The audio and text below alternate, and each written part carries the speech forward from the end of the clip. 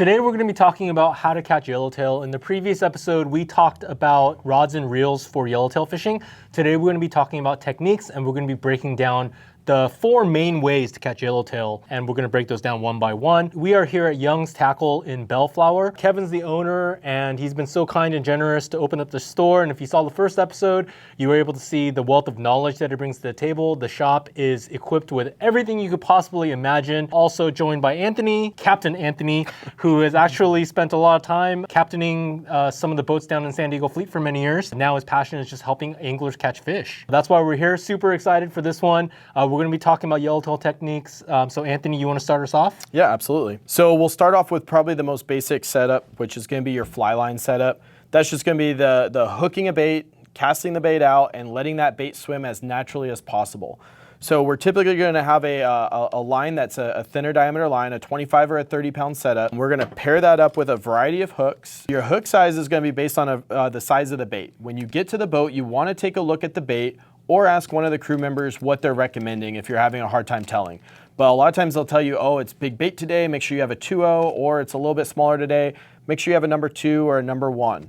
So anytime you have the hooks, if there's a 0 after it, if the number gets bigger, the hook will get bigger.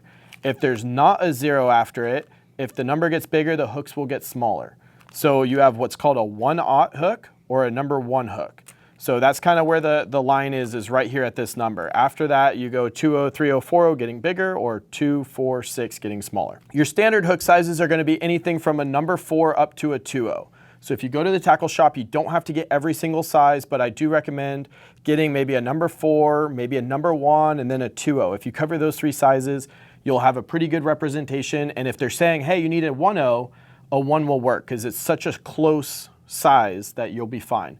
If they're telling you to go to a 2-0, then go with that size because it's bigger bait. But when it comes to for yellowtail, you walk up to a hook wall, there's so many different options. It's so easy to get overwhelmed. What kind of hooks should one be looking for when they're choosing hooks specifically for yellowtail? So for yellowtail, I really like a J hook. So those fish do not have the teeth that are going to chew through your line and bite you off. So I would rather just hook the fish anywhere, whether it's down his throat, in his mouth, on his lip, wherever it is. Definitely just hook that fish. With the tuna and their teeth, circle hooks. With yellowtail, I love using my J hooks. Whether you're using a ringed J hook or a non-ringed J hook, that's a personal preference. Some guys like the ringed hook with a little bit more action on it, so if the bait's weaker, sometimes it helps. Some guys don't like the noise, they don't like the added weight. I've heard so many cases on both sides, but I've seen great anglers catch fish on the same day with both hooks, and I think it really comes down to the angler and picking a bait and presenting the bait. That's the most important thing. Kevin does have a full complement of both.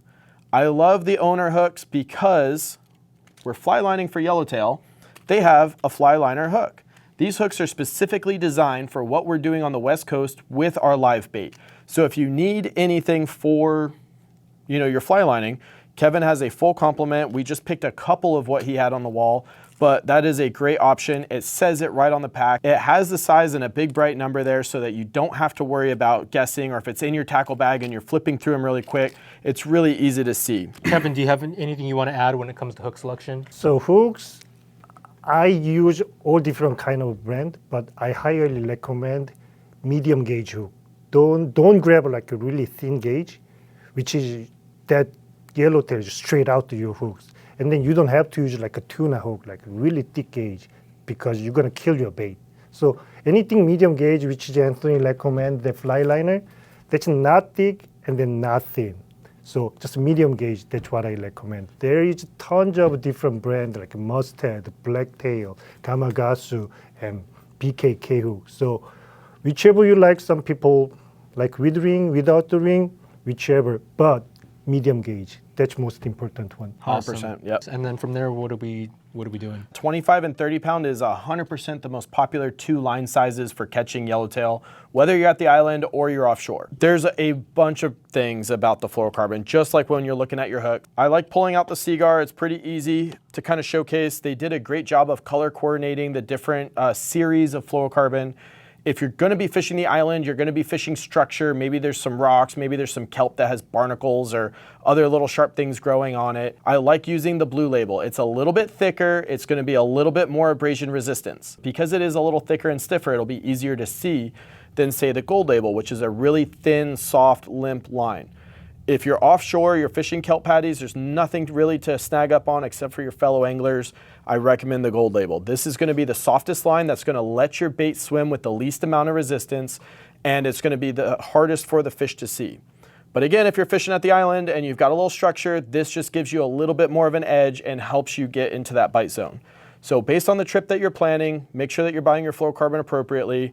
If you're not sure, or there's a lot of other good options. Daiwa came out with theirs. Seagar has other options. Yozuri has some great options as well. AFCO, there's a bunch of brands. Go to your local tackle shop, ask them what they're recommending, tell them what you're doing and when you're going, and they will set you up in the right direction. Fly lining, again, like I mentioned in the previous video, if you're newer to the game, it's probably gonna be 90, if not 100% of what you're doing on a yellowtail trip. So something that you wanna be equipped with. Anthony, do you mind, or Kevin, do one of you guys mind actually showing us how you rig up a fly line? I mean, that's all you need, a hook, your leader, and the bait. It's very, very simple. You know, whether you're going braid to fluorocarbon or braid to mono to fluorocarbon or mono to fluorocarbon, whatever the case may be, that is completely up to you guys. You're gonna take your hook. I'm gonna try to do this so you can see as clear as possible. So we'll have the hook. We're gonna run the line through.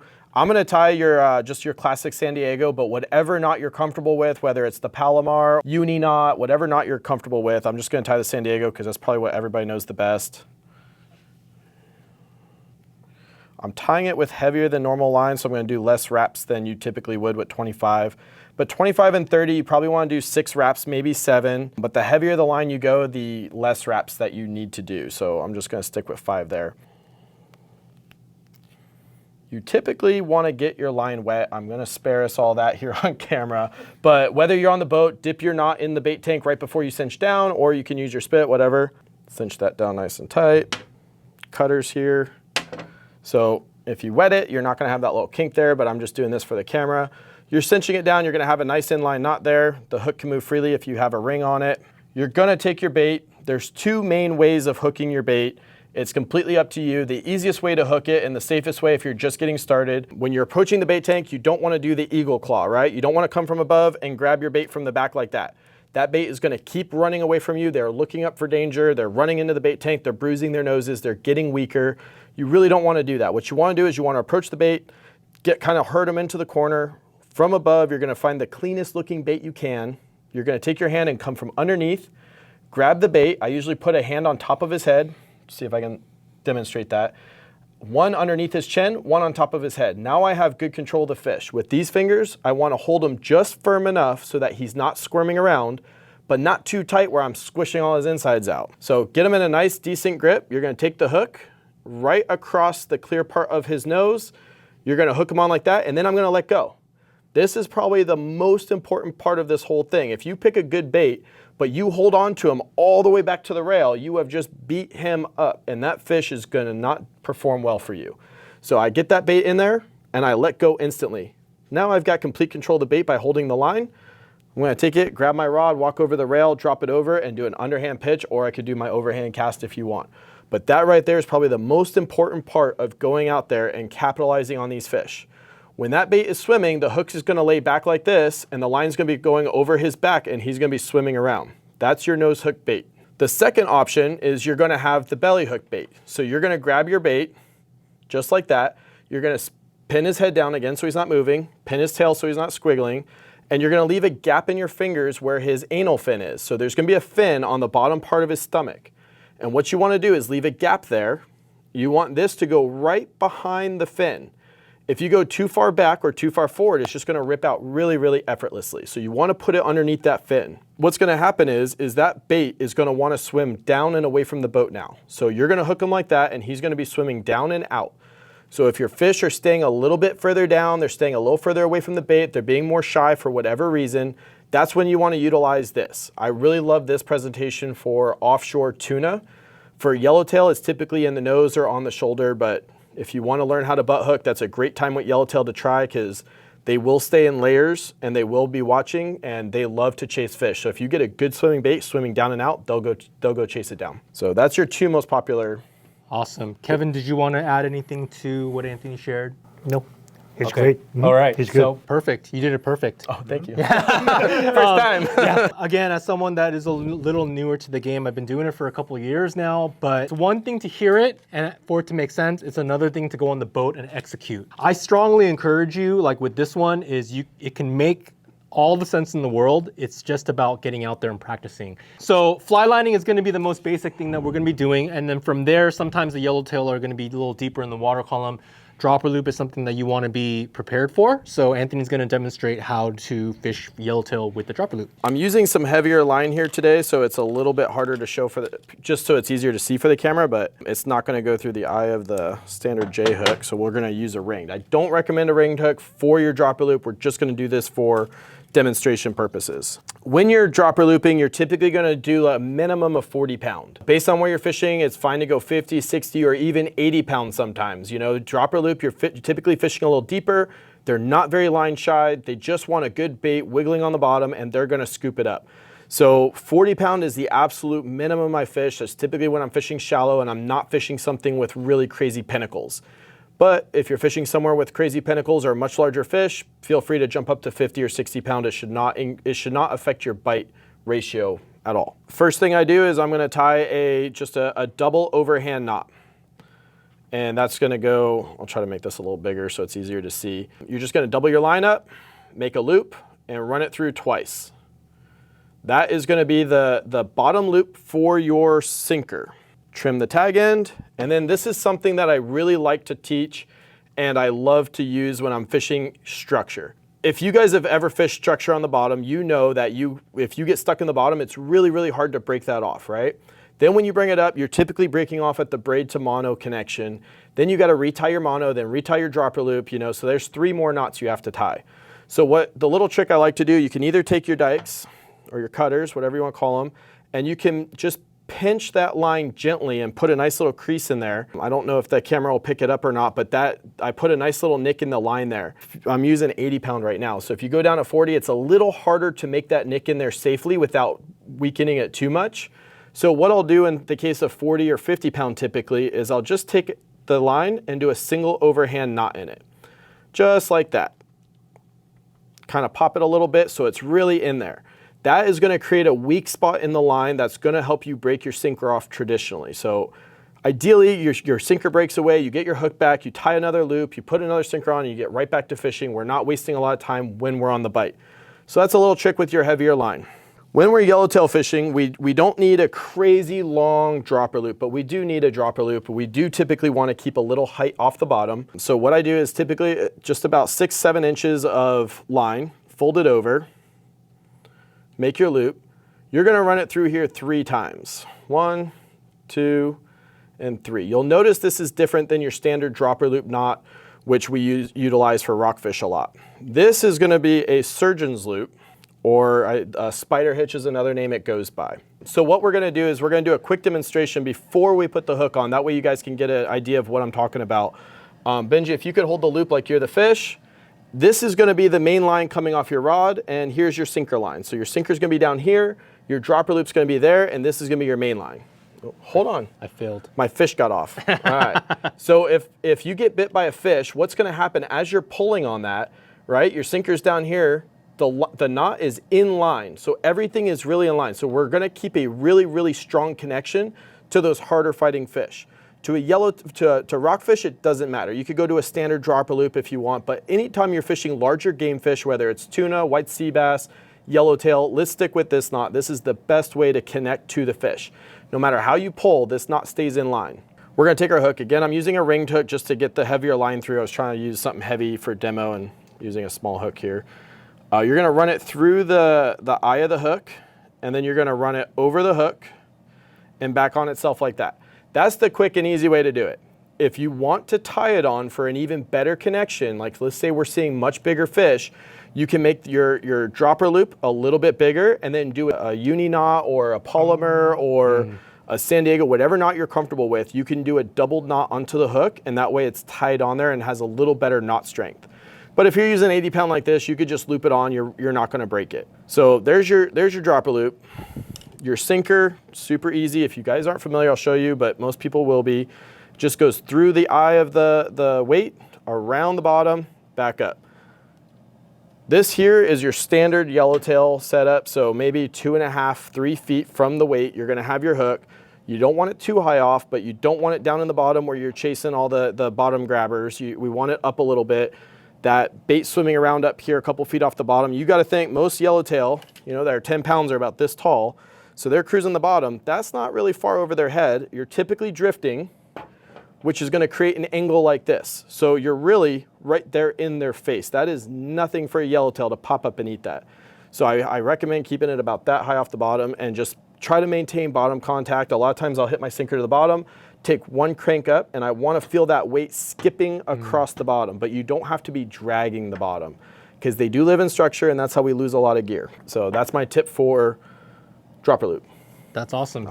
Yeah, would love to hear if you do it any differently or if you have any insight into. He does like a standard one, but I have a little bit of trick to do it. Anthony showed me like a really good tricks, but sometimes it's really hard to like make a snip because I don't know, especially when you use like 80-pound test, and then still these days that monofilament lines hold really good strength. It's hard to break it. So if you have a little bit of hard time to make like this type one, buy cheap snap swivel. It's only $1.49. And then this one, they come with like a really light wire, so I can bend it. So when you stock it, you just opens up, and then you just lose your sinker. And then you save all this rig. And then when you come up, you just use your finger, and then adjust it, and then you can bring back to your sinker again. But something nicer one, you spend more money. They come with all the like a latch on it, so like a holding on it, it's hard to break it. So I highly recommend that $1.50 snap swivel. And then when I make this dropper loop, I tie Paloma knot at the end. Okay. So when you put Paloma knot in here, a lot of people use Paloma knot, and then what?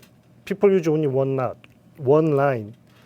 Some people say when you go like into the rocks, so it's hard to break these two lines, but when you go into the rocks, you're done. It's hard to pull it out. But I'm more focusing on bite. When I clip it, one line, I get more bite. But again, when you go into the rocks, two line or a single line, it's gonna be stopped. Yeah. So that's kind of like a little trick. So some people still use double line, but I like to clip it. Strength-wise, I tested. It's pretty strong. Not like, if you have a two line, it's not gonna be doubled up. It's almost same strength come with it. So I recommend one single line. A little bit of trick. If you have like hard time get bite, I cut it off one line. Yeah, that's a great tip. Yeah, so that's awesome insight, and I love hearing, you know, just different options from two different people. And so there's your rig and action there. So again, you're still gonna have that hook facing off the bottom. Your weight dragging, and I love that little snap swivel deal. Yeah, it's pretty cool. You know, you don't have to use one quite that big. That's just easy for the camera to pick up and show you guys, but Kevin has a full complement of these. Most shops do, Kevin definitely does. If you come in here, you could get a couple sizes smaller. You can bend them out pretty easily without sacrificing the rest of your rig. Throw another weight on and you're right back to fishing. That's a pretty cool way to do it. All right, so thank you so much for sharing from the fly line to dropper loop fishing. Then we're gonna go into a little bit more advanced and maybe more fun is yo-yo fishing and surface iron fishing. So Anthony, you wanna start us off? Yeah, absolutely. All right, guys, so what we have here is our yo-yo jig. That's gonna be the first thing that we break down. We have a variety of sizes and colors and brands, and it's really up to you guys what you guys pick out. Go into your local tackle shop, check what inventory they have, kind of communicate. Most of the guys are able to articulate pretty well what we're talking about with this stuff. So if you don't remember it all or you don't have really good notes by the time you get to the tackle shop, it's okay. Kevin is gonna be more than willing and happy to break it down for you. But basically, based on the wind and current, we're gonna have a few different factors that affect what size jig we want. So with the two different size jigs that I'm holding up here, there's gonna be different weight. So just like when you're picking a sinker out to go rockfish fishing, if there's a lot of wind or a lot of current or both, we wanna go to a heavier jig. If there's not a lot of wind or not a lot of current, we want to go to a lighter jig, something that'll have more swimming action as it's coming up. With the jigs, we're going to have a few different brands, whether you're Taddy, Salis, JRI, or whatever the other brands are. There's a lot out there. You're also going to have a few different materials. So whether you're going with a lead jig or you're going with a brass jig, a lot of times you can't tell just by walking in and looking at the wall. If you talk to Kevin, he'll tell you exactly which one is a brass jig, which one is a lead jig. He'll break down the differences. But one of the big differences are this little brass jig weighs more than this lead jig. So if you need a heavier jig and a smaller profile to get through the water column, break through that current, the boat might be drifting a little faster and we really need to hit that bottom quickly so we can get a couple bobs up and down before we start, having to reset it, go with a brass jig. If there's not a lot of wind and current, we want a little bit more action, then we want to stick with that lead jig. What's going to happen, you're going to take your jig, you're going to pop your reel and free spool, your jig's going to go all the way down to the bottom. Once it hits the bottom, you'll feel it just stop. You want to click it in gear and just start winding as fast as you can. I highly recommend, if you're fishing on the West Coast on these big sport boats, put your rod on the rail. Put it under your arm at a downward angle. Don't lay it flat and sit there winding straight up. I always point my rod down at the bait, it's under my arm, and I just start winding as fast as I can. I want that jig to start snaking up through the water column. It'll eventually start spinning as it gets closer to the boat, but I want that jig coming up through the water column. When I get about 30%, maybe 40% of the way back up, I want to just stop if I'm not bit, pop it in free spool, and sink it back down. I'll be able to get 1 or 2 drops typically, keeping it vertical before it starts to scope out. So get your jig, pop it in free spool, drop it down, burn it up, halfway up, stop it, drop it back down, and just repeat that until it starts to scope out. It's really important that when it starts to scope out, I'm going to use this for a demo. When it starts to scope out, we wind it up and just reset. Come all the way back up and then drop it all the way back down. Because if it gets too much angle, you're going to drop down, hit the bottom, it's going to come up, and it's going to snag a rock or coral or some kind of structure, and your boat's drifting the wrong way. So there's no way for that boat. They're not going to stop and drive back up to get your jig back. So really keeping that jig vertical is going to increase your bites, and it's also going to protect your gear.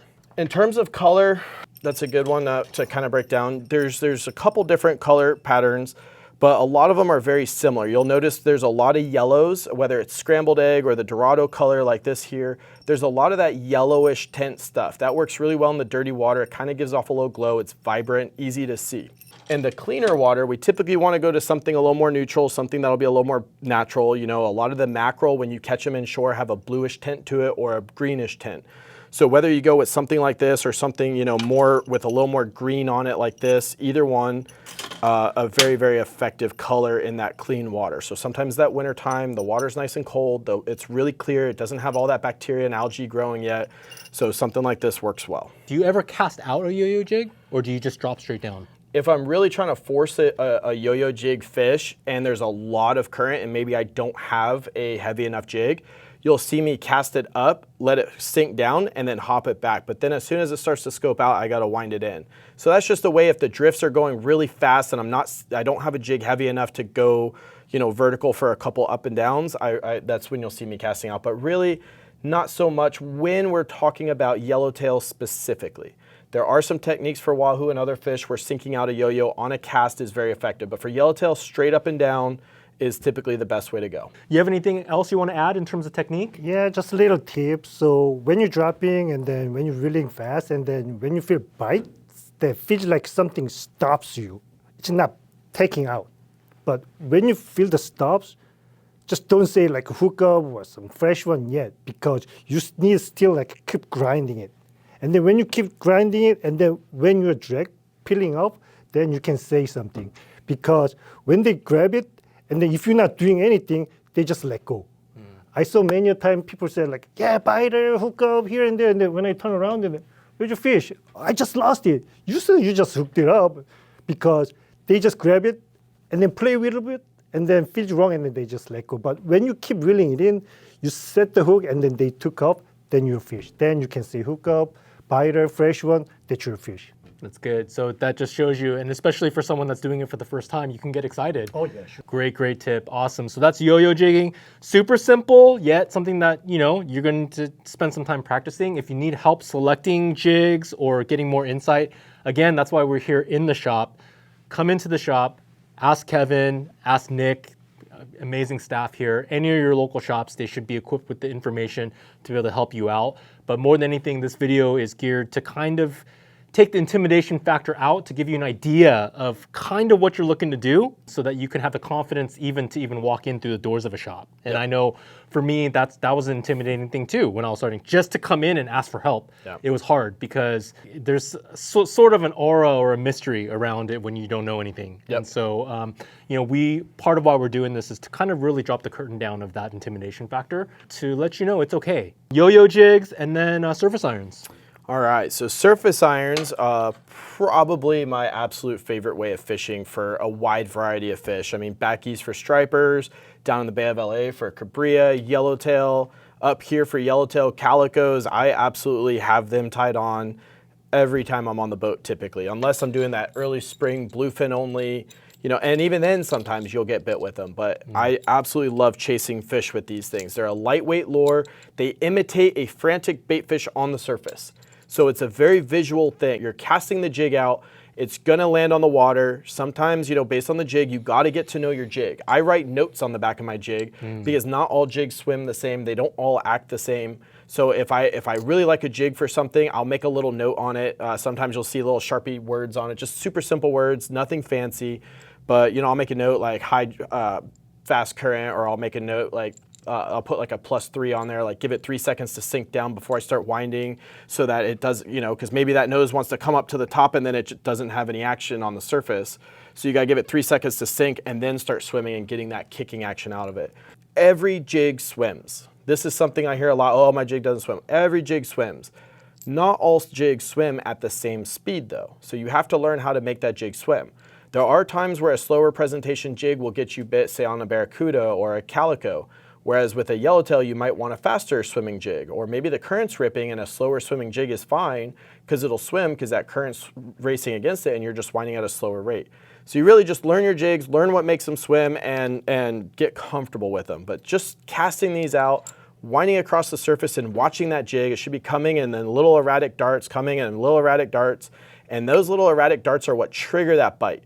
So if your jig is spinning, you're typically winding too fast. So cast it out, start winding, and just watch your jig. A bright colored jig to start with. You know, if you go with something like this color and you're just getting into it, it might be a little harder to see this in the green water when you're making a further cast. So you make the perfect cast, you don't know what your jig's doing at 80 yards. So go with something bright.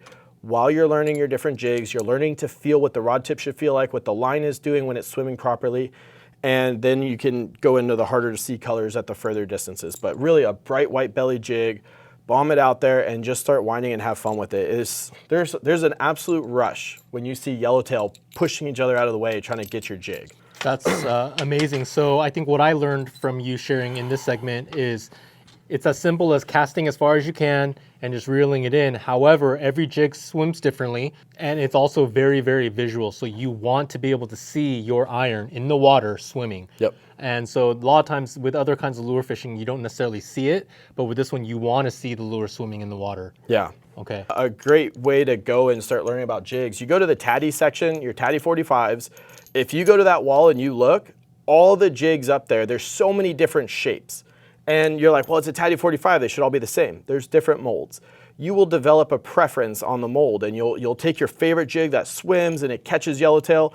You could take it to the store. It's usually beat up, paint missing. Let the shop owner know that you're bringing your own jig in, and you go to that jig wall, you could go through and be like, oh, there's the same one, and pull that one off. Some guys swear by a really flat nose. Some guys swear by a pointed nose. Some guys swear by the hips being really offset like this one. This one has really drastic offset hips, so you'll notice one's higher than the other. This one's a little higher, this one's very pointed, this one's very round. Little stuff like that are what help give it that erratic action. So it'll kind of settle in and then it'll dart hard over one direction. And that quick dart is what creates that instinct to bite. It's that knee-jerk reaction. You're winding it in, it's just they're kind of zoning out, following it, and then it does that quick hard over. Boom, they can't help it, they just jump on it. So definitely that's what we're looking for in the jigs. Making accurate cast has everything to do with getting bit. You can have the best swimming jig in the world, the coolest reel, the best rod, that's the fanciest custom wrap in the world, and just not catch a lot of fish because you're casting behind them or you're not, you know, paying attention, you know, watching the birds, casting in front of the birds usually mark the fish, getting those fish to react. That's waiting for your shot a lot of times is all it takes. Just wait till those fish, you key in, you're like, oh, there's one, you call your shot, you make it across his face and you start winding. If your jig takes 2 or 3 seconds to settle in before you start winding, cast a little further ahead, lead them a little bit to give yourself that time. That splash will catch his attention, that 2 seconds, and then the starting to wind, and they'll key in, they'll follow it, and they'll tackle it. Color is gonna be something that you wanna match based on water condition. I definitely recommend having a small variety of colors. Typically go dark colors and bright colors. You know, on a nice sunny day, I like to do something bright. On an overcast day, I like to do something dark. Remember, they're looking up at the ceiling, right? So if they're looking at the sky, not the ceiling, I'm sorry, there's no ceiling out there. But they are looking at the sky. So if it's a bright sunny sky, you know, you want something that's gonna stand out against it or reflect off of it. So if you're outside, you're holding that up, you're like, oh, that's what the fish sees. It can't see much. But on a dark day, it's overcast. You don't want something that blends in with the white clouds, you know, like a white jig. You want a darker jig that's really gonna stand out. You know, maybe something like this, you know, a little darker, where against those clouds it's like, oh wow, that's gonna be really clear for those fish. They can feel the vibration, but they need to see as well, and that's a huge part of this.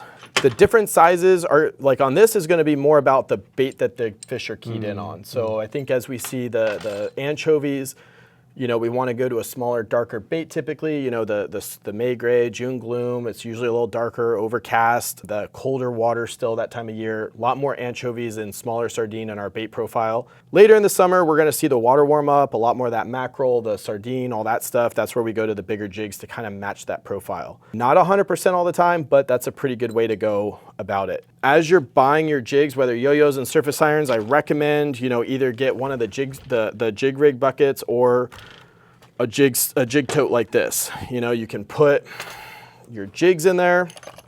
They go on the side. This one holds 21. Most of the jig slots will hold multiple jigs, but you could put a bunch in there.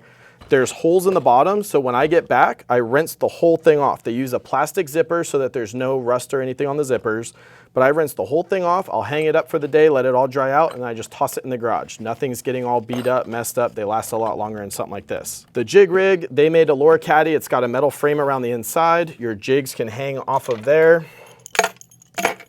like so. Sorry, I'm tilting it so it kind of messes it up, but you'll just hang them all around the thing. They put a nice heavy duty rope handle so it doesn't hurt your hands if you're going from the truck to the boat and you really want to overload this. And they put a bunch of holes in the bottom so the water drains out and you don't have all that stuff. So if you can hang it in your garage, all the humidity and condensation, it all drains out of there and it protects your jigs for a lot longer, especially the paint and the aluminum. You know, you leave them in wet condition, that aluminum will start to bubble up and warp and go bad on you. That was amazing. Kevin, do you have anything that you want to add on or anything that you would want to share? So yellowtail fishing, especially the surface iron fishing, most fun fishing I like to do. When fish biting really good, don't afraid grab like a bigger jigs. So small jig works really good, but bigger jig, maybe you can pull out some trophy fish. And then second thing, again, it's really fun fishing, but you have to thinking about your safety too. Especially the travel hook. If you miss something and then you're gonna hook your friend chin, something happen. I've seen many a time. So when you're casting it, I put that hip against the rail.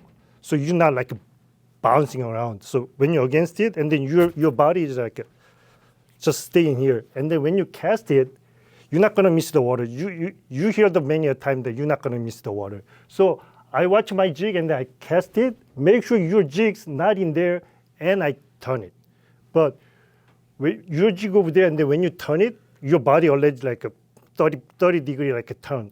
You aim that side, but you cast that side. So always against your hip on the rail, and then cast it. Make sure your jig is not in there. Then you can turn it up, and then you're not gonna miss any angle. You're not gonna hook your friend or tackle box or something. So I think that's the most important thing. Again, really fun fishing, but just be careful when you cast it. Yeah, that's a really good point. And I think, I didn't even think about that, but for sure, that's why I call surface iron fishing a little bit more advanced, is you're using a longer rod, you know, a 9 to 10 foot rod, and you're working with short space. So I speak from experience. Thankfully, I've never hooked anyone or done anything stupid, but it's in my mind. You go up to the front of the boat and start doing it with the small handful of guys that are doing it, and you're like, oh shoot, there's not really that much space here. So you really have to be mindful of what's around you. And so that's actually a really great point. But thank you guys so much. This was so much fun. Let's do it again, yeah? Yeah. All right, so until then, tight lines.